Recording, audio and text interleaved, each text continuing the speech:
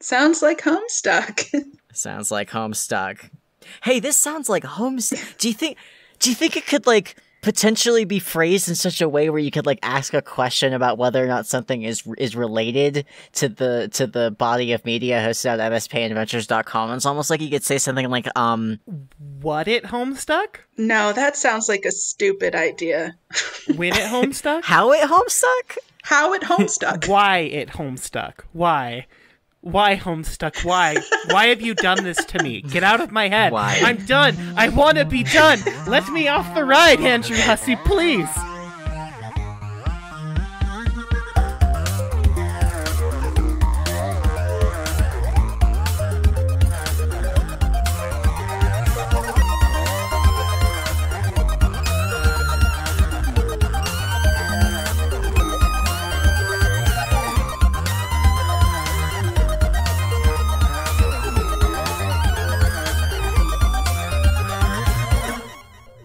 Hi, I'm wearing a fake beard pretending to be an old man. And I'm practically perfect in every way.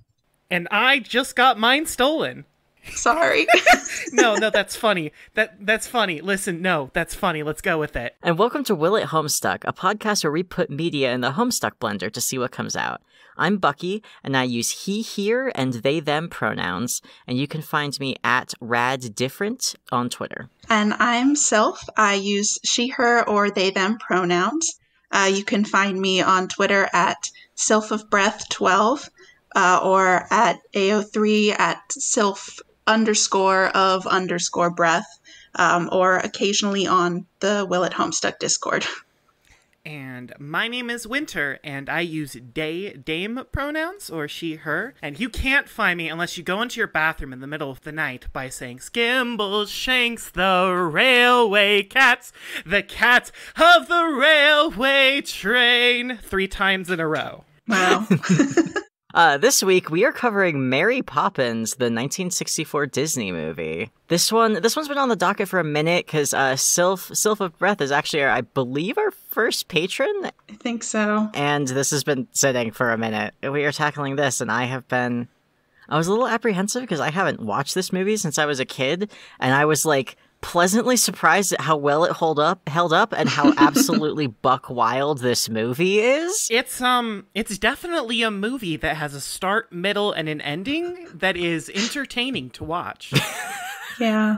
Minty and I watched it together last night, but Sylph, you are a Mary Poppins connoisseur, as I am led to believe. Pretty much. It's been my favorite movie since I was 1 or 2 years old, so I also watched it last night, but I watch it fairly regularly, so last night was just a little refresher.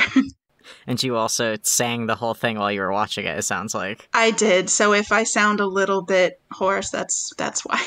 That's okay. You were having fun. It's kind of involuntary. I can't not sing along with Mary Poppins, so it is what it is. I forgot it was a musical. Like, I knew there were songs in it, but I forgot it was, like, the type of musical where they're singing most of the time, and there's a lot of, like, important plot stuff that happens via song. I was like, oh yeah, I missed that. Well, I mean, the movie is practically perfect in every way. Yep. Okay, so we now have a prepared written summary, because that's a thing we're doing now, because we're prepared. Yeah. At the top of the film, we see Mary Poppins fixing her makeup while she rests in a cloud. The narrative framing device zooms in via Bert, and we arrive at the Banks house. The children have run away from Katie Nana, causing her to quit. Mrs. Banks comes in singing about suffragettes, cueing the song Sister Suffragette. Mr. Banks comes home and decides he needs to pick the next nanny. He's a man, so he's smarter and more capable, which he conveys via the life I lead. The children sing about the perfect nanny for them and show their father the advertisement they wrote. He rips up their letter and throws it in the fire and sends them to bed. The next morning, the nanny applicants line up outside the Banks house, but they're blown away in a massive gust of wind. Mary Poppins arrives immediately after with the kid's letter and essentially hires herself. She then goes upstairs and leads the children in a game of cleaning, singing Spoonful of Sugar.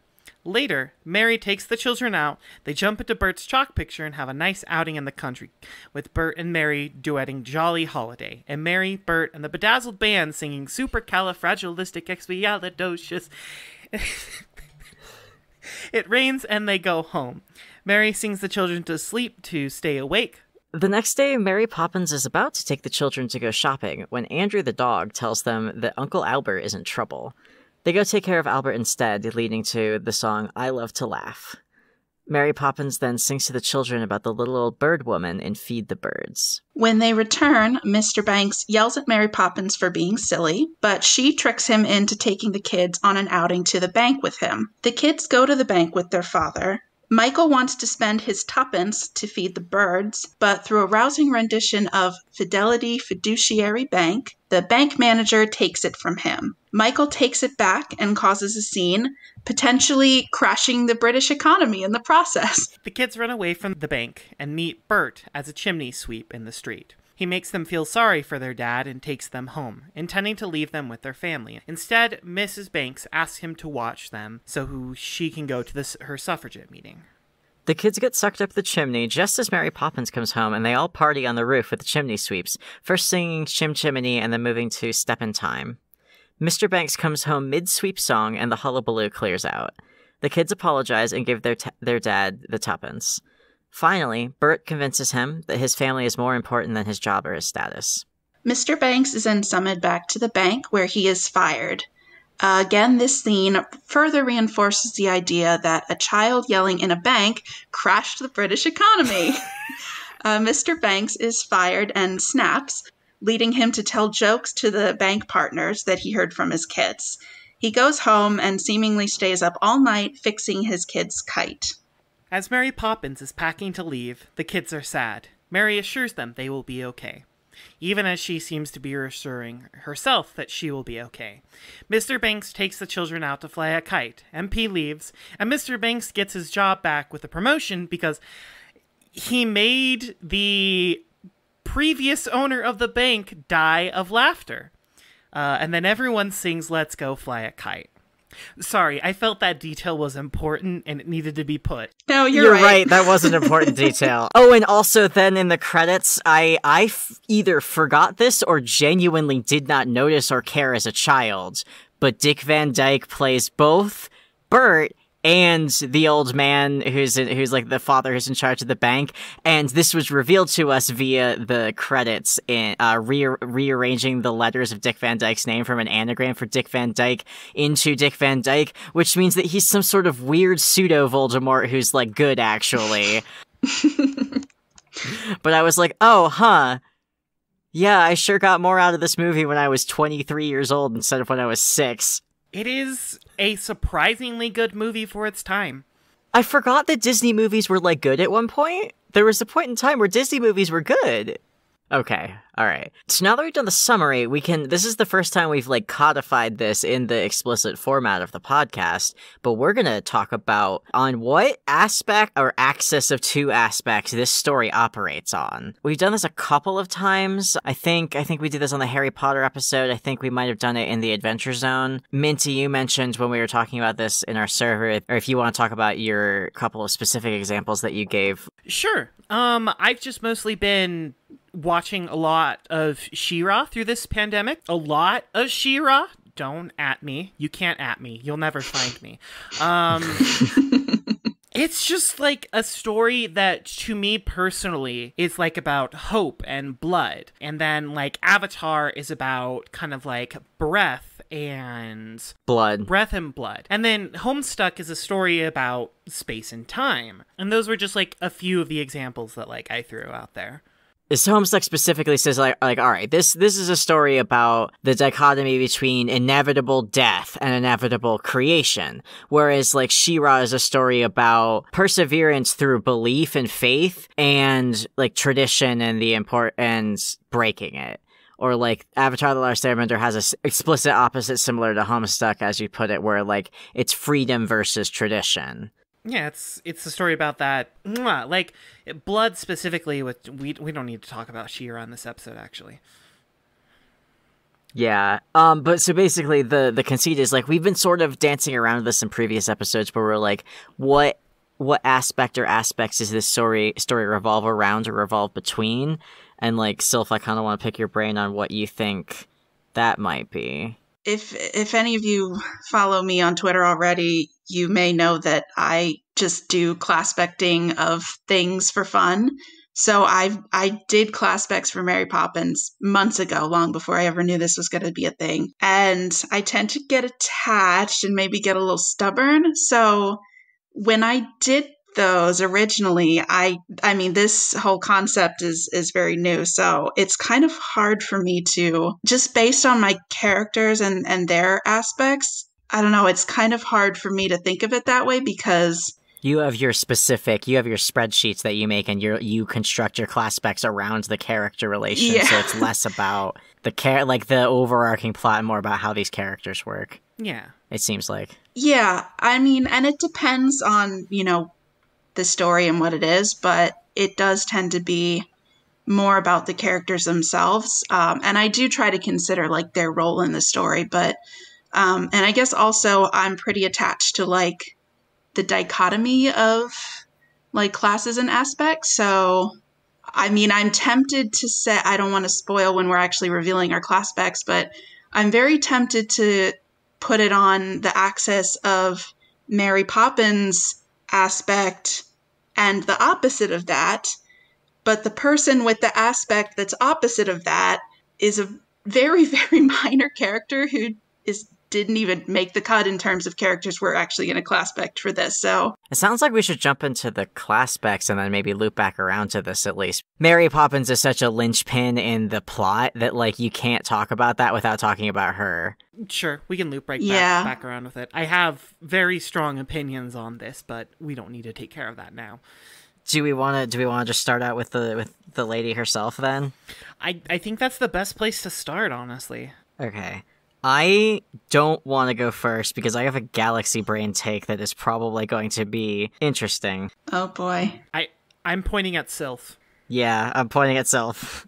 Okay, I will go first. I will say that depending on what you guys say, I might fight a little hard for this one. I think the rest of the ones I have some alternatives in mind, but I'm pretty dead set on my Mary Poppins class spec. So basically this is based on first of all, she presumably lives in the sky or something like that. Her powers are primarily to move things, shrink and grow people and objects, and also the fact that her sort of character arc is that she recognizes that her own personal attachments get in the way of her duty, so she sacrifices that. She nurtures and cares for children, but her ultimate goal is to inspire the parents to nurture and care for their own children. And also, in some ways, she sort of gives me Alt Callie vibes, which I can elaborate on a little bit later. But I have her as a muse of space. Ooh, okay. And normally, when I do my class specs, I pretty rarely do master classes, and I usually will do a muse and a lord. But in this case, she is the only person who is she's at such a different level from the rest of the characters, just in terms of her actual like magical powers. And, I mean, the movie is named after her. So she absolutely, I think, deserves to be a master class. And I think muse rather than lord, because again, she comes when she's needed, sort of does what she needs to do to repair the family, and then she leaves. So she inspires others to do spacey stuff. So anyway, muse of space. I feel like I should go after this. I have to go after that. It's this, if that's what you're going with. So I kind of took the same direction you did, Sylph, like honestly, but twisted it a little bit. And I see where you're coming from with the space aspect. She does kind of like throw a lot of that around, but it's never really like intentional or concerted or its effort. And the one muse of space that we've seen in canon usually is kind of like the grand storyteller, someone who is off to the shadows. She kind of plays a little bit more of an active role in this case. Now, I'm not going with Lord, but I do have her down as a muse of breath, because there is a lot of breath imagery, like, associated with this character. Yeah. She takes almost every single person that she comes across, and she figures out the exact thing that they would need in order to be free. In the very, like, specific case, Mr. Banks, she, like, sets this man ablaze when it comes down to its life with just a single word. Like, inspires him to just sit inside of, like, a huge table of bankers and just have him burst out laughing because of supercalifragilisticexpialidocious. But, like, when it comes to, like, those kids as well, she throws, like, herself into these kids, but it's not really, like, direct. She is a muse, like, as you say, she inspires something in the kids, but she inspires them to be free. And so that is why I am going with Muse of Breath. Well, I'm glad we all agreed on the class. I am about to fuck your whole shit up, though. Oh, no. Oh, no, I have an idea. So, for a bit of context, when Minty and I were watching this movie, I was blown away by how much this movie just... Like, this movie is a fairy tale. It is very explicitly a fairy tale, and she's a fairy to some extent, and, like, there's a lot of, like, magical stuff going on in this movie that, like, just part of the setting. It's just a magical realism setting, and that, like, the suspension of disbelief is never burst because we see her in a cloud at the beginning and we know what is coming. Mm-hmm. But Mary Poppins absolutely shatters... Well, it's not that she shatters suspension of disbelief, but she kind of, like... We have to show her putting on her makeup in a cloud at the beginning because otherwise she is so different from literally the entire setting. It's wacky. There is a man who shoots a cannon off twice a day for funsies in the neighborhood. But, and, like, Bert's still around there hanging around in there off doing his own little magical things, presumably, or, like, thinking about it. But Mary Poppins is, like, confounding when she shows up. She does not explain things. She explicitly does not explain things. She twists things to make reality go her way. And, practically perfect people never let sentiment muddle their thinking. And I did pick up on that limit to her emotional attachment for everyone's sake, is how she puts it. She blows in, she changes everything, and she blows out. And she kind of drives people crazy. Like, we just kept saying that over and over again when we were watching this show. Like, she comes in and she screws everybody's stuff up.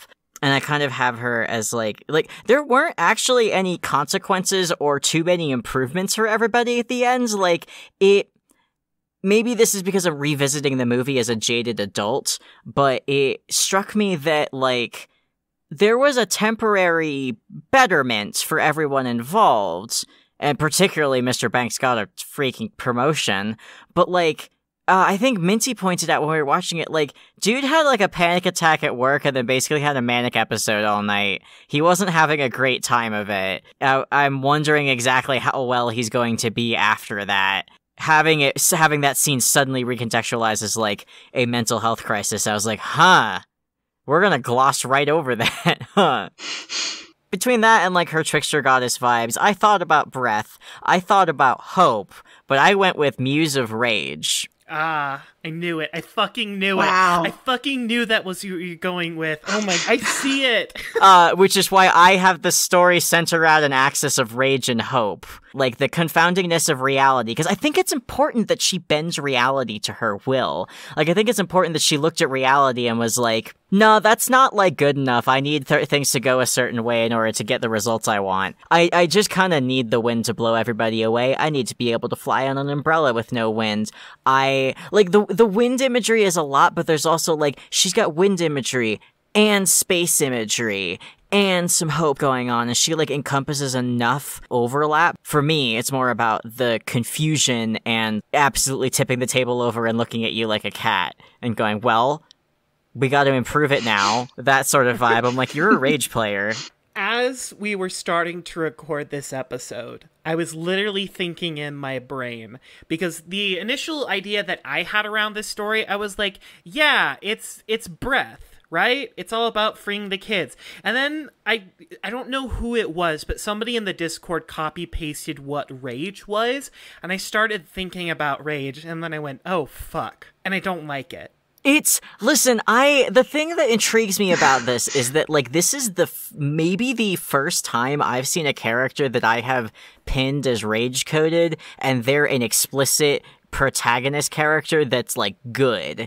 And I'm enjoying that. I think it's really neat to see the way rage as an aspect can be leveraged in a positive way, because you wouldn't expect that from the aspect, but I also recognize that I did just associate her with clowns, so, like, I am sorry about that for the people who that's not a thing that they like. I mean, you say that, but she kinda is a clown? Because she strikes me as a trickster goddess. I don't know. I don't want that to be, but also, there's like a pin board with a bunch of string on it I'm looking at, there's like a rage symbol in the center, I'm like, I don't like this.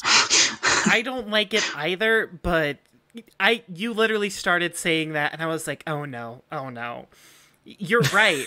You're right. I also don't like it, but I'm trying to think of arguments against it, and I'm kind of coming up blank. Like, I do think she leaves things better than she found them. I mean, even if it's, subtle and not necessarily everything is explicitly clear, but, just that scene of the Banks family is spending time together, all four of them, and doing something fun and frivolous. That is like, that's big for them. It's implied that, like, they never do that. Like, the parents both have their own thing, and they just keep hiring nannies to make sure their kids don't die. Yeah, that's the first thing the kids ask for, isn't it? If their dad will help them fix their kite, and it takes until the end of the movie. Yeah, I think my watching this in 2020, when it was made 50 years ago. Oh gosh. Might be affecting my read of the film a little bit, because, like, it's set in the 1910s, and, like, that's a pre-irony setting.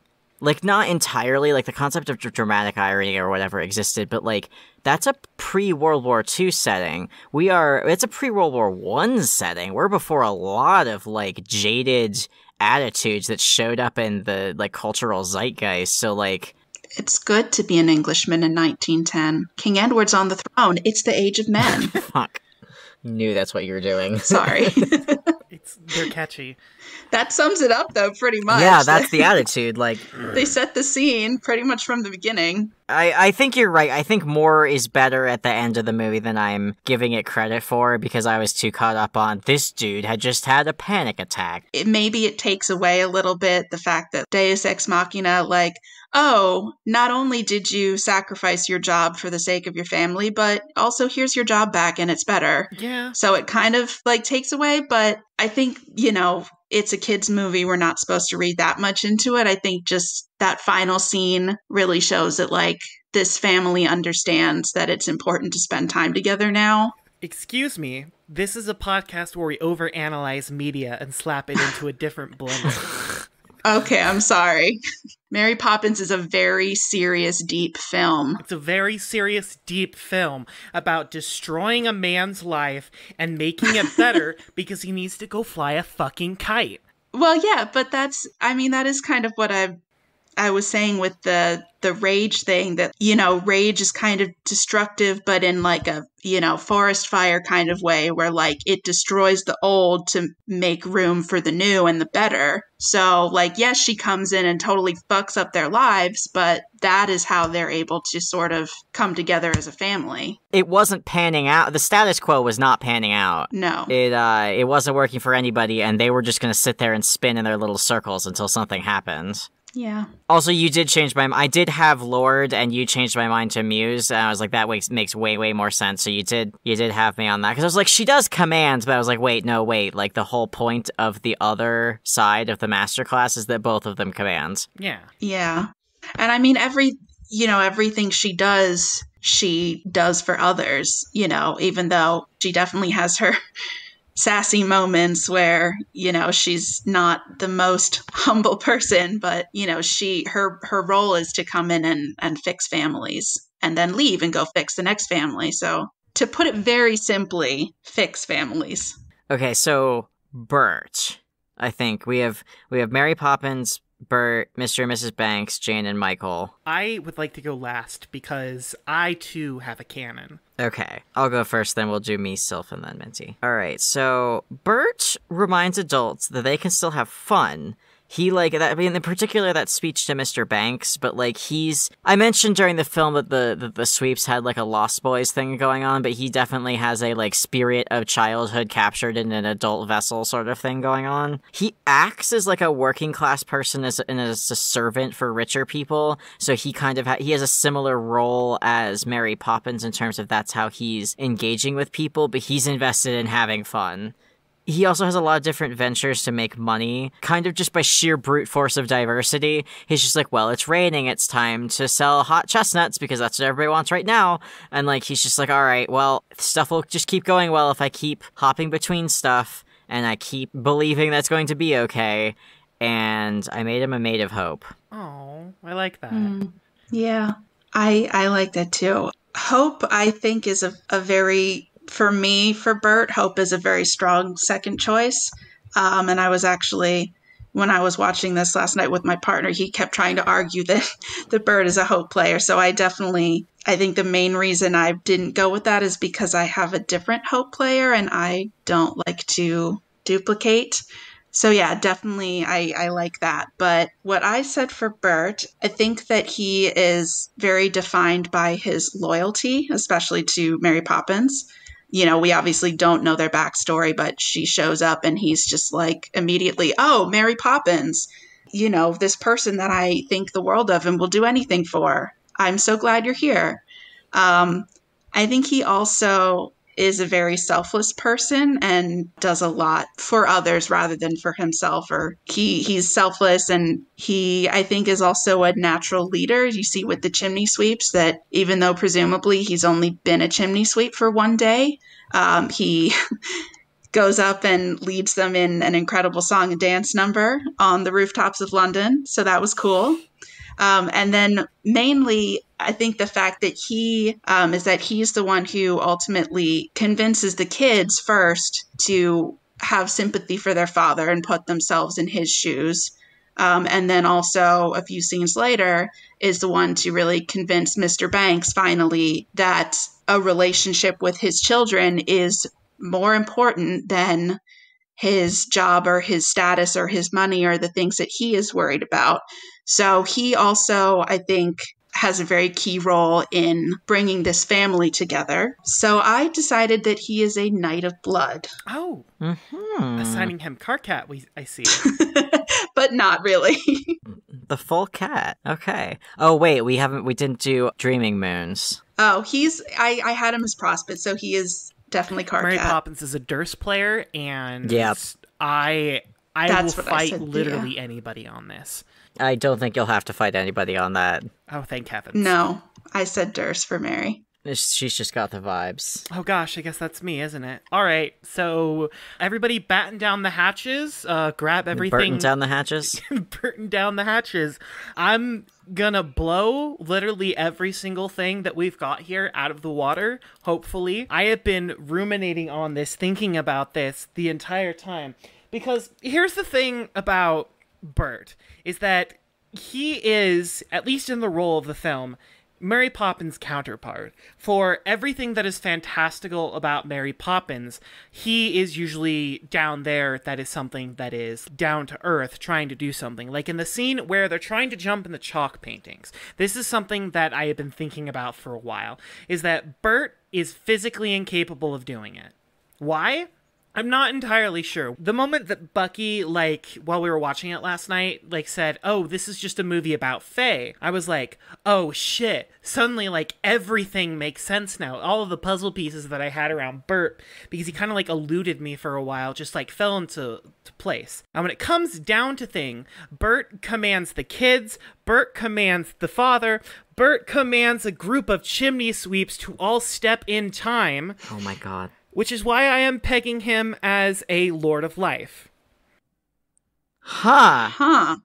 Yeah, see, Tiny Target at the end, I'm firing my cannon here. He commands the rich people. He begs them for money, and when it comes down to it, that is where his livelihood goes. But, like, money is what he is surrounded by. He is constantly trying to make money from his latest scheme. He's constantly trying to make money from chimney sweeping, from paintings. He throws his hat down. Anything that he's possibly got. Like, this guy is heavy money coded, and that is, like, a huge thing of life. And, like, his entire thing is about telling a lot of people things to do.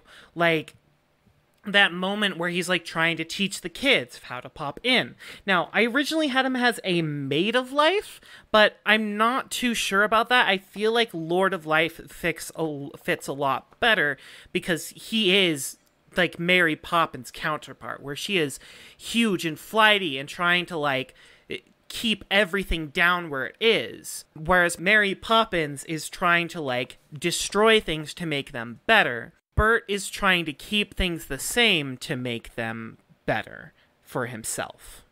And that is why he is a Lord of Life to me. I like the life aspect. I was sitting there going, which one's the money one? I completely neglected to think about life. So, like, I do agree with that. I also do agree with the importance of Bert to the story. We need him to be juxtaposed against Mary Poppins because she's not the straight man to his goofy necessarily, but they play off of each other and complement each other. So I can see why you give them complementary classes. I'm not quite sure about the commanding, though, if only because he seems to do more, like, coaxing and suggesting than outright commanding. Like, he has the opposite sort of tack as Mary Poppins, even in that. He's telling people things, but it's more that he's, like, phrasing it so they'll come around and less that... Like, when he's talking to, both when he's talking to the kids and when he's talking to Mr. Banks, they, like, say something, and he's like, oh, well, what about this? And he sort of, like, attempts to reframe it and recontextualize it, rather than outright saying what he thinks they should do, or, like, at least he starts by trying to recontextualize stuff. So, like, Witch of Life? I like passive servant class. Like, I do like Knight. Knights do a lot of juxtaposing and being a foil, and he does explicitly serve in a lot of different ways. He's a servant in a bunch of different ways because of his working class jobs. He's like a shoulder to, not a shoulder to cry, but he is a place of confidence for the kids and for Mr. Banks. Like, Mr. Banks is reassured and bolstered by his words to an extent. Okay. I think I see what you're getting at there, and I'm circling around something. I don't know what it is yet, though. I mean, like, knights and lords can be confused with each other, I think. Yeah, it's almost like knights often are apprenticed underneath lords. Like, there's this related mythological roles. Sylph, I've been going for a minute. What do you think? I would be also hesitant about Lord, again, just because... I don't know. I guess I'm thinking a little bit more literally, and I just don't think that he's, in terms of, like, his power, if nothing else, I don't really think he's at the level with Mary Poppins. But then I think, like, this is a really weird, like, random thing, but I keep thinking about how at the very beginning, he looks into the camera and starts talking to us and leads us to 17 Cherry Tree Lane. And then, you know, that's the only scene in which he is, like, the actual narrator of the movie. But it is in there. For pretty much that reason alone, I'm thinking that's kind of a lordly thing to do, to have command over the movie. He sort of has command of the he doesn't have command of the chimney sweeps, but they all respect him. And they point out that he dances with Mary Poppins. Out of everyone, he's lucky to get to dance with Mary Poppins because she's, like, out of the reach of everyone but him. Oh no, I think no, I'm reconsidering this now. My brain just threw a wild dart that said Bard of Life, and I was like, no. Well, He would wear a codpiece. He would wear a codpiece. And he does kind of destroy... But The thing about bards, specifically in Homestuck and in most pieces of media, is that their power ebbs and flows with the narrative of the story. And he does, when Mary Poppins is on the screen, he bows to her. But when he himself is by himself on the screen, he is excellent. And, like, he did address the camera directly. He's an ultimate knight. He's still got the knight stuff going on, but he's him being like a character that kind of is breaking canon does a lot to explain his like odd fey attributes and childish attitude and ability to participate in the world breaking magic things. He has a solid footing in this world. He knows how it works. He knows how Mary Poppins works. You're right. He can't jump through the painting, but he knows how to do it. Like or at least he has come up with a technique that he thinks to explain to the kids, even if that's not exactly what Mary Poppins does. Okay, so Dick Van Dyke plays 2 roles inside this film. 2 roles. Yes. And Old Self is about breaking the 4th wall. Are we about to get meta? And that role that the second character plays inside this story is to die so that Mr. Banks can get his job back, thus making his life better. Oh my gosh. He also, like, Dick Van Dyke also plays a character, like, that character, like, is absolutely ridiculous. That character also has the child at heart thing going on. That's just kind of what this actor does. And also is in charge of the bank, which is a very lifey thing. Because those characters are inexorably connected because of the actor link. Much in the same way Homestuck... This is too meta for Mary Poppins. Well, think about what Homestuck does and how it connects its characters. It reproduces, like, characters that are slightly different visual representations of, like we took our Jegbert sprite and we put different glasses on it and longer hair and it's Jade. We, like, different glasses and blonde hair and it's Dave. No glasses and different blonde hair and it's Rose. And, like, they all kind of complement each other and build off of each other. So we are therefore working with an inherent relationship between the Dick Van Dykes in this movie. You're right, it is awfully meta for Mary Poppins, but that's what we're fucking here for. I mean, are we wrong? No. The answer is no. I do actually like the idea of, having a life player be the one who is the, poor, humble, street urchin, jack of all trades. So, pages and knights are related, and knights they are less of a well of untapped potential and more people who are grinding away at their potential but aren't going to, like, see massive gains from it. So, like, yeah, knight. Like, that would be something that would happen to a knight of life, isn't it? Because, like, the life players we've seen are a thief, a witch, and a maid. And those life players are accruing wealth, literally made of it, or magically imbued with it. We've never seen somebody who's serving it or serving through it. Are we good on Knight of Life? I am. I think Ultimate Knight of Life specifically. Yeah. I think you're spot on with Knight, and I could go on Blood or Life as the thing. I do think that the Life was a really good choice, but also, like, there are still some blood things that fit. Like, his close relationship with Mary Poppins is still important. But is that encompassed by the servant nature of the knight class, or does the specific relationship that they have, is that more than just he's devoted to her? I think that's a word that we could use regardless of, like, whatever the hell we get to in the shipping section, if we decide we want to do that. I mean, haven't the knights that we've seen already, like, have strong familial bonds? Karkat. Dave, Karkat, Latula.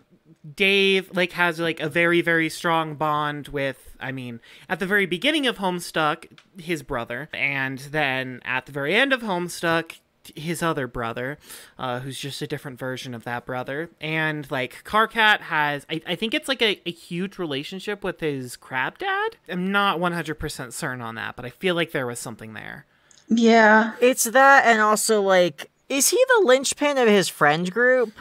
There isn't really one single linchpin of that group. He is when they first enter their game. Like, Karkat is the leader of, I think, the red team. And I feel like they're, you know, I think part of the nightiness of it is that once they're actually, like, in the game and on the meteor, when he sort of realizes, like, what being a leader entails, he's sort of, like, very hesitant to sort of step up and take that responsibility. But I think it is sort of implied several times that, like, he's their leader. So I think that's mostly the blood aspect, but then also the night thing's still there. You know, the night class is the willingness to step up and do what needs to be done. Yeah, and that does sort of tie back with he's like, well, all right, time to heat up the old chestnuts. Time to go on to the next grind. Yeah, Night of Life. I think ultimate Night of Life. That's the first time we've given somebody an ultimate characterization, but it's also the first time that we've had a piece of media where somebody looks at the fucking camera and is like, oh, it's nice to see you there. Would you like to give me some money? Oh, you can't give me any money. Okay, then. I can't give you any money through the TV screen. I would like to.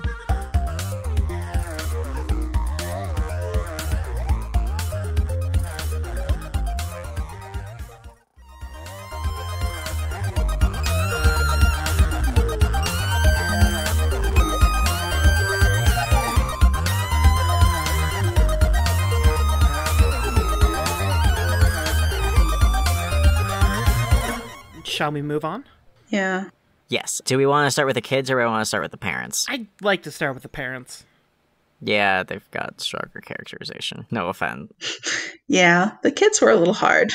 It's just like, they're just kids. They are kids. Let's do Mr. Banks then. I think I started last time, so Minty, you start this time. Okay, I am not too strong on this, but the connections is with what I have are a little clear.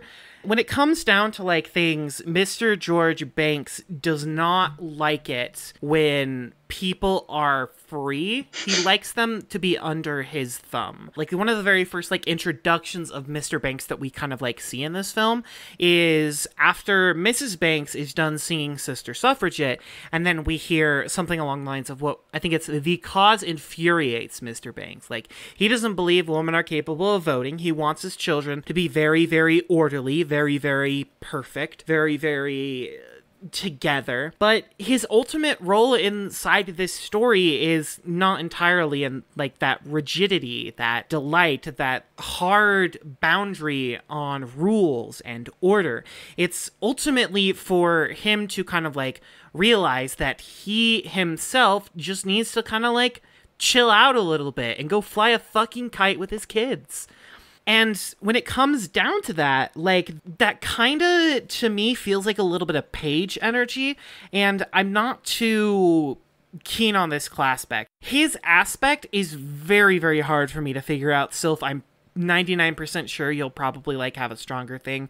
But again, I kind of just went with, like, he's got huge ties to money, everything inside of his life. I think I've showed my hand at this point is, like, been, like, his parents have been life, his, like, hold on, sorry, I'm just, like, hearing myself talk right now, and I just entirely rethink what I think this is. I think he's an heir of life. He ultimately inherits the life advice from Bert to kind of just be like, hey, yeah, you know what? I should just chill the fuck out. Let's go fly a kite. And so... Can I... Do you want to go next? Yes, actually, because you've convinced me on air, because I think he's handling a lot of, like, responsibility that he's been handed that he thinks he needs to perpetuate. I would like to argue that it's not life, it's doom. Ooh.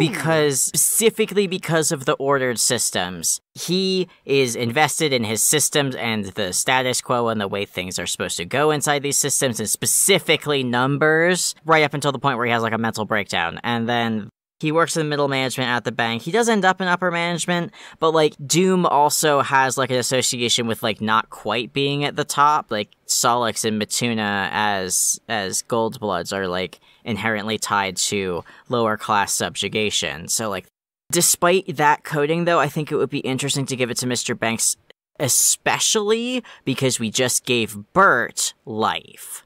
I love that. Gosh. I did diagnose him with Matuna.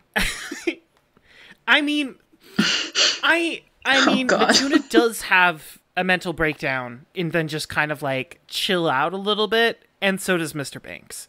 Damn it. God damn it. Oh, man. All right, Sylph. Huh.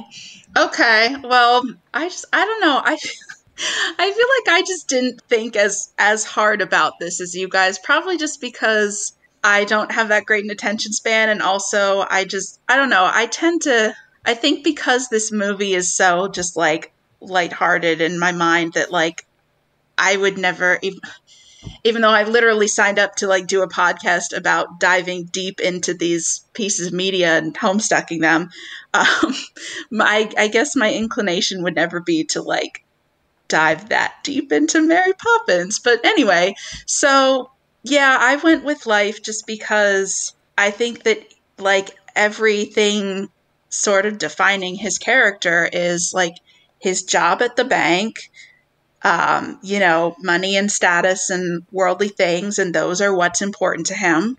I mean, his name is literally Banks, so take what you will from that. But I said Prince of Life. Mm. I just think he's very princely because he's very much like a controlling and destructive person, at least his first, with his family and with all the nannies and basically everyone. He wants to rule over the money and the status and the social order and all of that. And then I guess sort of at the end, when he has his breakthrough, he basically destroys his connection to all of those things for the sake of his family. So first he's destroying his family through all this life-coded stuff, and then he destroys his connection to the life-coded stuff. Yeah, I like that. That is really good. Yeah, see, that's interesting that you peg him as a prince, because my initial thing that I wrote down for him was Prince of Breath. I thought you were going to say Breath when you started talking about, like, flying the kite and, inhibiting people's freedoms. I really thought you were going to say Breath. I don't want to assign him June Egbert. No, absolutely not.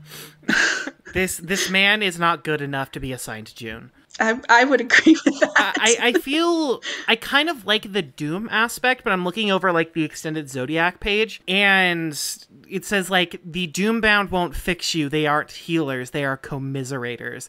And at what point does, like, he ever really, like, commiserate with anybody inside this film? Yeah, I mean, Bert, when Bert is giving his speech to the kids in the alley, like, his whole point is literally, like, your poor dad has nobody he can go to. He has nobody that he can tell his troubles to. He's alone. Oh. We should swap it then. We should make Bert an ultimate knight of doom, and we should make... Yeah, Mr. Banks should definitely be a life player, because, like, I'm thinking about the contrast between, like, Bert and Mr. Banks, and, like, there's no way... Doom and life are on an axis. They're opposing each other, and, like, if we give Bert Doom, that makes more sense with the way his character's set up, and you can give the character that Dick Van Dyke plays... Mr. Dawes Sr. Mr. Dawes Sr., you can give him an inversion. I see that, but we did just say that his entire character arc is like defined by loneliness,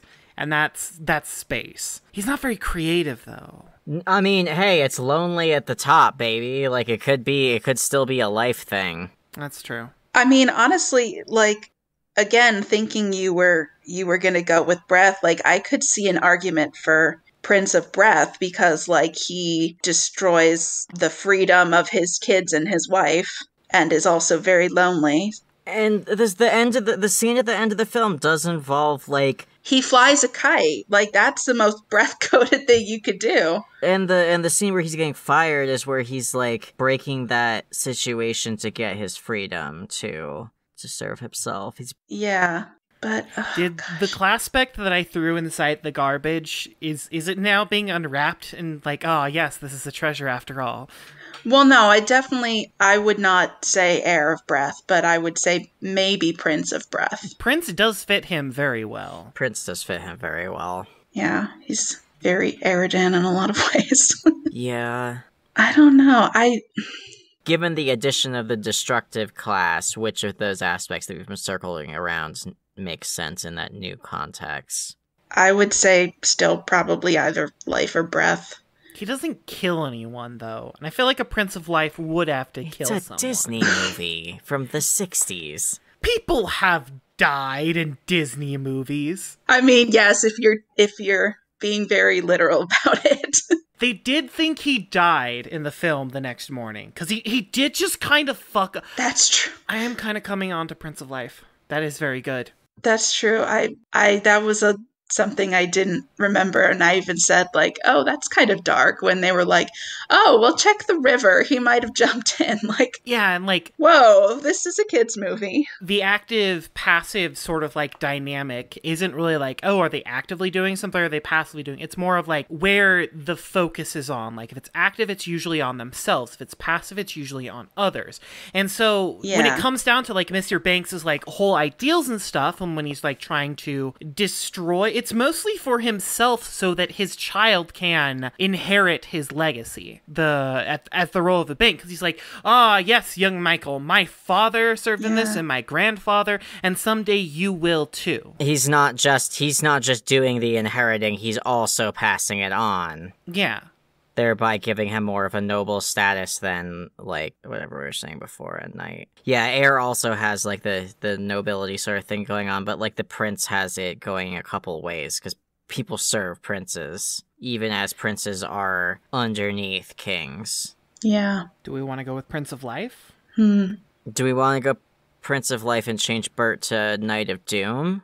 I mean, we can have doubles. I'm having trouble wrapping my head around Bert as a Doom player. Yeah. I just really associate Doom with, like, Law and Order, and that's not Bert. He's very, like, easygoing, and I don't know. But also at the same time, like, I get seeing, like, Bert and Mr. Banks as, like, sort of opposing forces in this, but I really think more of, like, Mary Poppins and Mr. Banks as being, like, the primary opposing forces. So I don't necessarily think Bert needs to have, like, a corresponding aspect to Mr. Banks. Like, I do see, like, I see it, but I don't think it's necessary. Can I make an argument for that by saying that it's less that Mary Poppins and Mr. Banks are opposing, and it's more that Mary Poppins is a character who's there, and Bert is a character who's willing to go along with what she's doing, and Mr. Banks is a character who, like, wants her to act in a certain way, and they both attempt to exert influence on Mary Poppins in a certain way,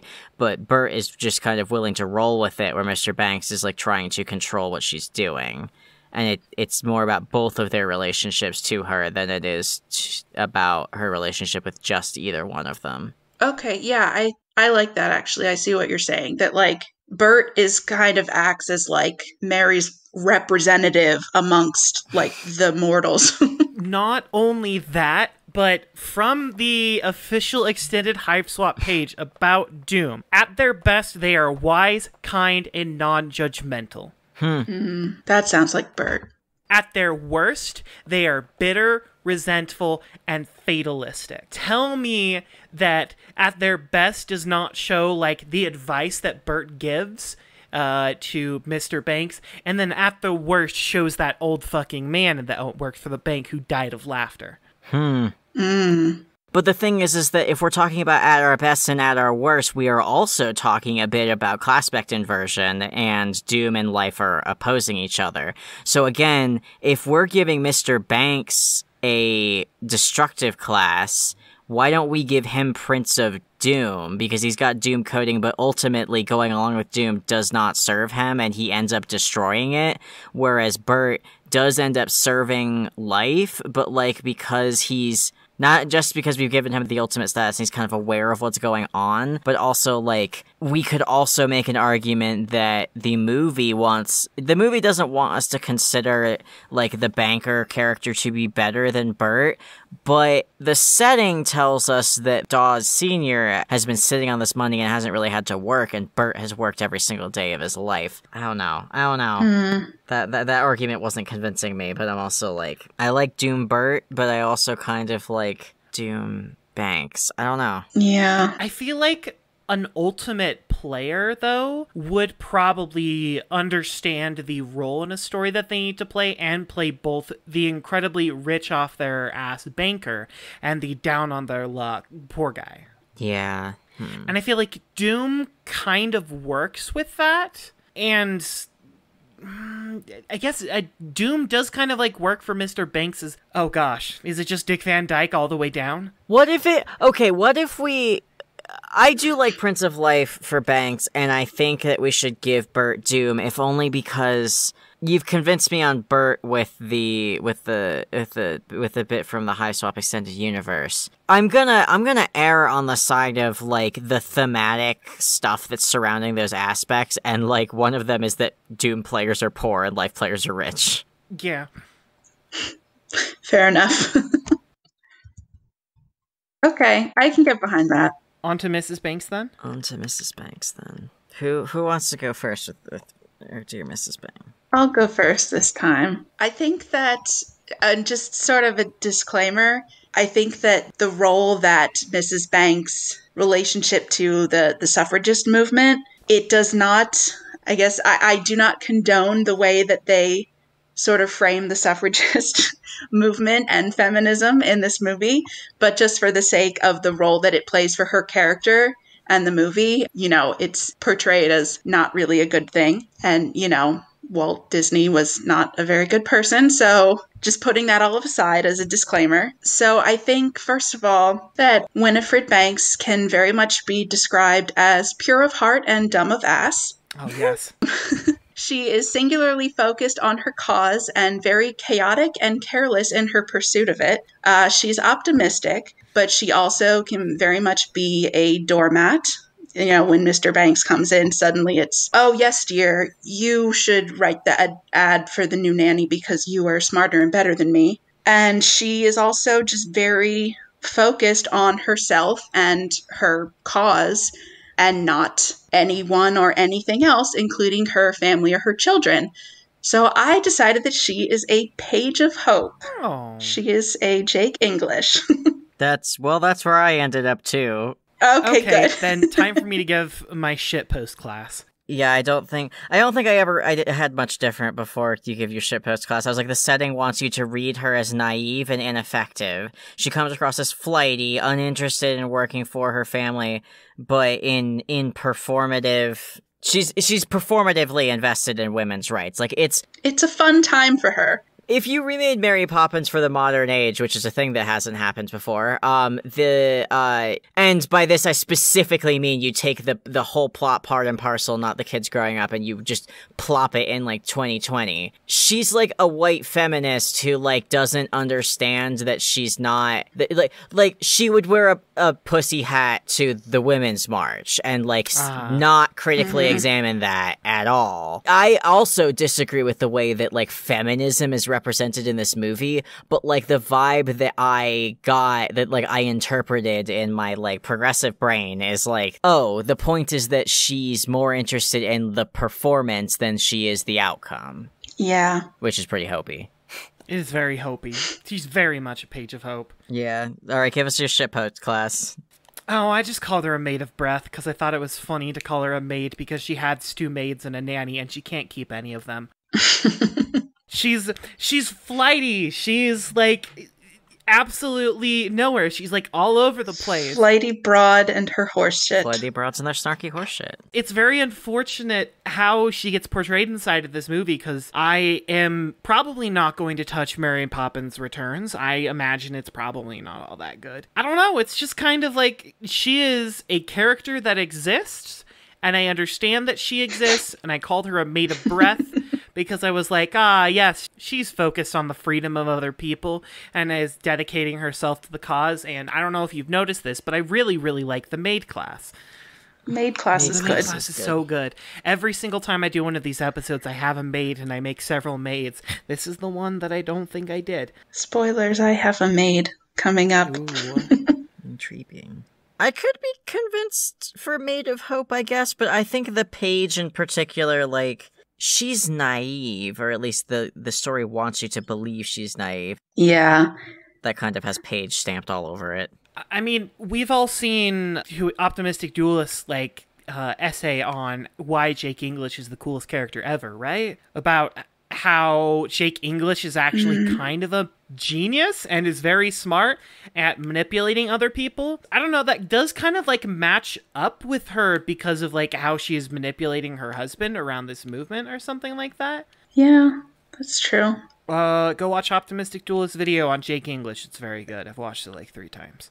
I should do that. I'll do that later. I think I've read Taz or possibly some other people talk about that idea, but I don't think I've explicitly watched the video on it, so I'll have to go dig it up. Oh, it changed the way I looked at Jake. Holy shit. I haven't watched that video, but yes, I agree that Jake is smarter than he appears. What's the phrase? Jake English contains multitudes, unfortunately. Yes. And I do have a special place in my heart for Jake English. He's just a cool action hero, man. For reasons that correspond to that, but... Should we move on with, what was it, not Maid of Hope, a Page of Hope. I have nothing more to add on this character. Prospect Dreamer? Yeah. Oh, absolutely. Mr. Banks? I feel like he's also Prospect? I said Durst, actually. Ooh. I said Durst, but I'm not super confident. Yeah, I think he could go either way. I think, like, because he's nervous. I mean, the whole not seeing past his own nose thing, that's pretty Prospect, actually. So I might change my mind. He's just got Big Jane vibes to me. Yeah. I'm gonna switch to Prospect too. All right, Jane and Michael. Which one do we want to do first? Jane's older. This is true, so we should start with Jane. I don't know. Yeah, fuck it. So they don't have a lot of characterization. Yeah. I think the couple of the biggest differences between them are Jane, like, leads them when it seems to have led them in writing the advertisements, and Jane can do the snap in Spoonful of Sugar, and Michael is headstrong about wanting to feed the birds, and he cannot do the snap, and that's kind of most of the differences between them. Also, they're different genders. Should we just do them both together? Because they kind of... So, like, say your class specs for both of them, and then we'll each go down and do that. For Jane... Oh, should we start with Jane? Or should we do it separately? Let's start with Jane. I've got a little bit for her. Okay. So, I have Jane down as an heir of hope. Because, like, when it comes down to it, Mary Poppins imparts a belief to most of the characters inside of, like, this movie. And Jane is kind of like the one who accepts the fact that of Mary Poppins' worldview. She is the one who is capable of snapping. She is the one who writes the little advertisement. But ultimately speaking, these two kids play a passive role on the story. I feel like Jane is an heir of hope because, like, she kind of, like, pulls in the hope from Mary Poppins, I guess. But again, there really isn't much to these characters. Yeah. I had, like, there's differences between them, and then, like, both of the kids are mischievous, curious, sincere, naive. They're interested in play and being kind, and, like, they get kind of what they want, but I don't think that they learn a lot. I think they learn how to be, like, nicer and more respectful, but, like, in specific ways, and I don't think that, like, children need to be respectful, but, like, in the specific, like, pick up after yourself kind of ways. God, they're consorts, aren't they? Oh, God. Maybe. I mean, that's the thing about kids, is, like, they're not old enough to be going through a character journey yet. Yeah. Like, they need more complex characterization for me in order to, like, have a class. I think we could potentially give them, like, aspect bounds, but I don't know about classes, because, like, we don't know what the hell they do with their lives yet. They're like 6 and 8. Yeah, I only had Michael written down as lifebound, and that was it. I was just like, I don't fucking know. This is a child. Yeah, there's not a lot with these. I imagine, Sylph, you have a bit more, because I just don't have anything to contribute to this one, unfortunately. I do have a little bit, but you're right that it's really hard to do these two, because not to bring too much outside influence in, but I don't know if you guys have seen the movie Saving Mr. Banks. No. Which is about the making of Mary Poppins. And sort of the whole point is that even though you think the kids have more screen time, or I don't know, maybe they don't even, but it seems like it's a movie about Mary Poppins and these kids, but really like the moral of the story is that it's about Mr. Banks and his journey and his, learning to value his family. So I think you're right that like the kids, they're the cute kids that are necessary for the plot. Yeah, they're kind of a vehicle for plot to happen. Yeah, but I did give them class specs. I'm not married to these again, but I feel like of the two of them, Jane is she's the older one, and I think she's sort of painted as like the one who's trying to be the practical one. There's a few times where she sort of tries to keep Michael in check, and, she's still a little kid, so she's still sort of figuring out how to do this, but I think that she tries to sort of do the right practical thing and become a practical person. So I said maid of mind. Oh, okay. And then, do we want to talk about Jane, or can I go right into Michael? Because they're sort of tied together. I've got nothing for these kids, I'm sorry. You can go right into Michael. So yeah, of the two of them, Michael is, he's the younger one. So he's the boy, and, gender roles. So he's sort of more of like the little adorable rascal. And also, I think Moore is trying to find himself and also find his place in the world and in his family. So I made him a rogue of heart. Oh, okay. Oh. Yeah, he's a little Nepeta.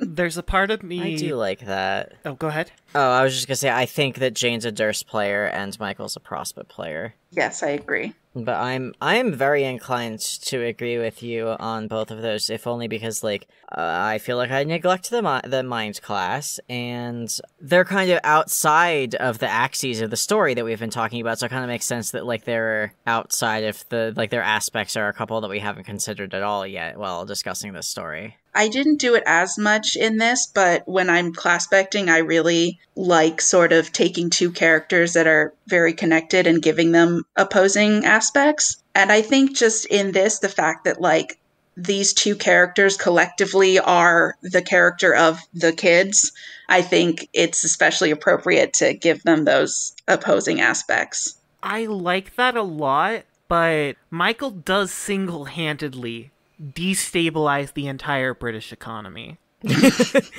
Maybe he's the Prince of Life. Well, so here's the thing about that, is that, like, his father is a Prince of Life, and what do like, people with ancestors usually do is that they role play after their children. This is something that I had written down on my page that was just kind of, like, more evidence for Mr. Banks being a Prince of Life, is that his child literally just kind of like fucked over the entire economy.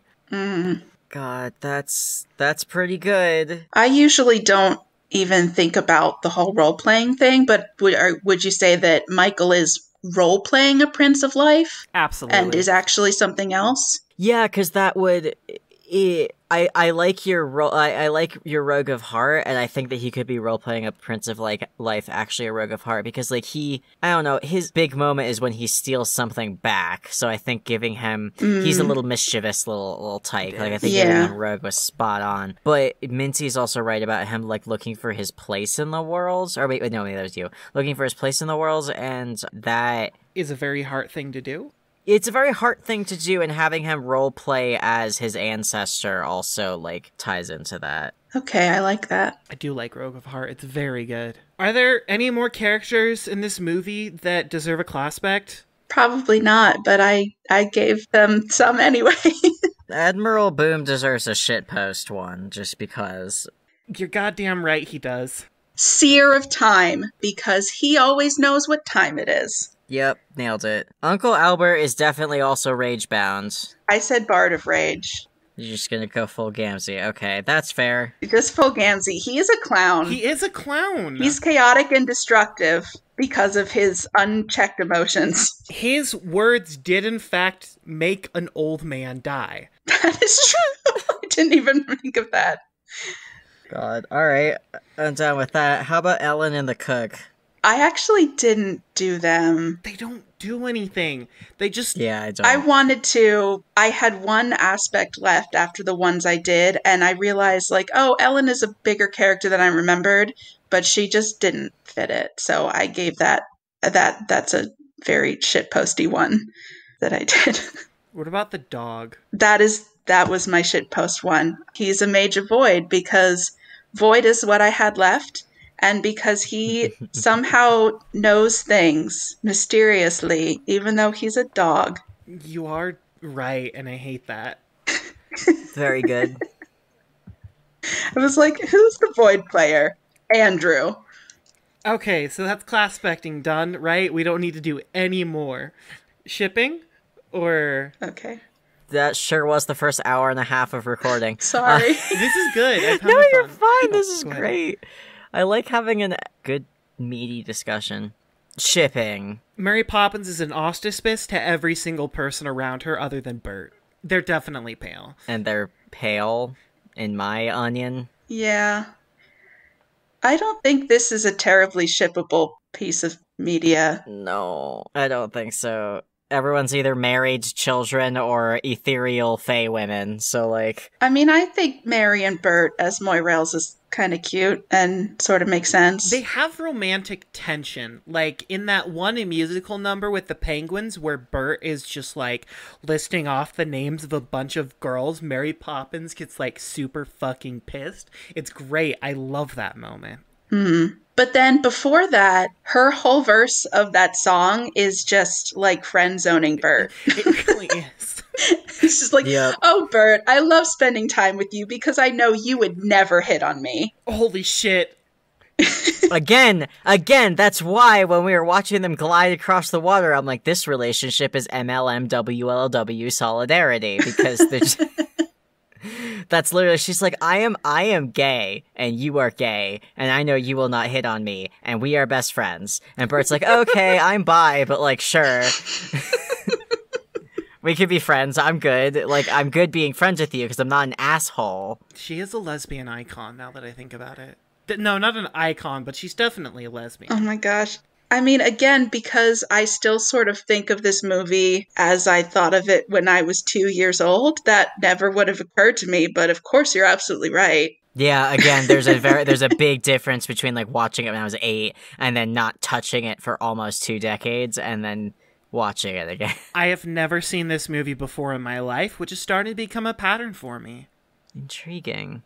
Okay, so fuck shipping. Is there a Vriska here? The only person in this movie who is eligible for being a Vriska is Mary Poppins, and I like that. Yeah, I have 2 people with Vriska question mark next to them, and one of them is Mary Poppins, and then, like, going down the list of what makes a Vriska, she doesn't fit a lot of them, but I just think she's the one with the irons in the fire, and that's sort of what I think of when I think of Vriska. She walks into people's lives and she fucks everything up and then leaves. I don't know about you, and I know that's definitely not on the list of things for Vriskas, but like on the list of things Vriska would do, I feel like that's one of them. Mary Poppins exists somewhere in between and above Vriska and Arania both. Yeah. She's got some circuit things going on, but, like, I guess I might kind of point at Bephoris Vriska, actually. Mindfang? Well, yes, but, like, the other one. Like, specifically Bephoris Vriska, like, the Arania's ancestor. Because I know we don't know a lot about that particular... Like, we know jack about the Dancestors, let alone their ancestors, but, like, that particular juxtaposition of, like, Vriska, but, like, better and an adult. Yeah. Yeah, that sounds about right. I did also have a maybe a Rania, and that is Mrs. Banks, because I feel like she very much thinks she knows what she's doing, and Yeah, she doesn't really. I don't feel too strongly about either of them. I just don't think this film has a Vriska. I don't either, but There's not a lot of women in, like, there's no nasty women in this movie. There's pleasant women. yeah. Puts a bit of a damper on the Vriska thing. On the other hand, I still, like, we thought long and fucking hard about those class specs, though, so I'm fine with, like, skating over shipping and Vriska and going, those don't apply here. Yeah. Fair enough. It's Mary fucking Poppins, which is definitely the way that you should always say the title of that movie, especially around children. Mary fucking Poppins, everyone. Mary fucking Poppins. Practically perfect in every way. Practically fucking perfect in every way. Exactly. Sorry, I'm a sailor. Strap me to the top of a building and shoot me out of a cannon. Is that it? Did we do the movie? I think we did the movie, everybody. Fuck yes. Yay. Well, I've been a spry young man disguised as an old man on wires being lifted up to the ceiling. Oh yes, you need a second funny thing. Oh, do we need another thing for this? I've been a little old bird woman. I've been stuck in Bucky's basement for 3 years now. Please let me out. Thanks for coming to the Mary Poppins episode. That was really fun, and I'm glad that we got around to this one, because that was more fun than I was expecting. Thank you. That was a good one. Thank you again to Sylph of Breath for being our patron and for recommending this one and for appearing on the podcast, because I think not only were you our first patron, but you were the first person who I sidled up to on Twitter and was like, do you want to talk about classpecting on a podcast with me? Because I was already doing the class specs before Homestuck was a thing. So, yeah, thanks everybody for coming, and we'll see you when we do the part 2 episode. Bye. Bye.